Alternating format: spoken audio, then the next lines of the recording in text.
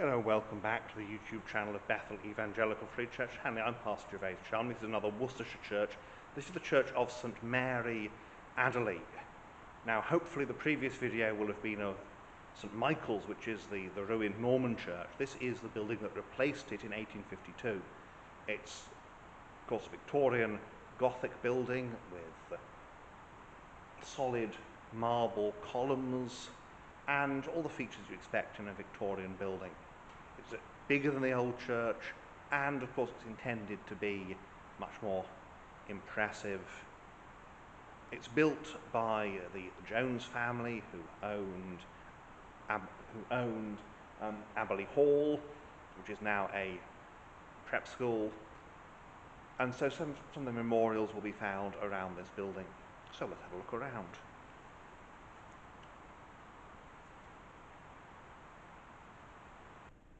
We start, of course, at the west end, looking straight up the nave. The style is 14th century Gothic. It was the preferred style of most Victorian Gothic architects, and as explained before, the idea is this is the full flowering of Gothic. It was a bit more complicated than that. Here we have a portrait of the Queen, a relatively old one, in fact. Needlework showing there is Worcestershire in all its glory, and here we are up the north aisle, and you see the organ pipes at the end there. So of course Victorian organ and wooden pulpit, although a stone one wouldn't be out of place here because this is a Victorian building. Now we are looking where we have here this Victorian angel window. These columns given by Lord Dudley, who lived at nearby Whitley Court, which is now in ruins after a fire, which just then they felt that the insurance wouldn't pay for the restoration. The organ, single manual organ, and all the lights going out because it's east window is a little bit faded, and there we have a little reredos behind this altar, because it's all of a piece. You've got these nice partial blank arcading, and then also deals with the windows. And you've got these kneeling angels either side, very Victorian. The South Chapel here contains various memorials to the Jones family of Abberley Hall and Pensac's Court. And I say Abberley Hall is now a school. I'm not sure about Pensac's Court. I think it may still be a private house. And they're two very nearby mansions. This is a memorial to those who died when Anson N9790 crashed on a training flight, lost in a hailstorm, icing court, but control lost in a hailstorm, icing court to fly into the ground Abberley on 20th of November 1943. And so we have, yes, five men killed. The Anson was a trusty aircraft, but even the Anson had its limits. And then we're down here back into the nave, and the seating is these open-backed benches. They wouldn't have been called pews by the Victorians. Some of the Victorian people tended to think of pews as, certainly in 1850, they thought of pews as box pews, and of course these are the opposite of box pews. Here we have Caritas, and there's St Elizabeth of Hungary. So that is the inside here. Obviously, as I say, this is very, very much I can light lights again. This is very much a Victorian building. It's all of a piece, even the font here. We've seen already the old church, St Michael's, the Norman building back in the village. So very handsome building, good bit of Victorian Gothic here. Let's have a look around the outside now. And so here we are outside at Abberley. You can see behind me this lovely decorated Gothic and 14th century style Victorian Victorian church. It's much grander than the building it replaced.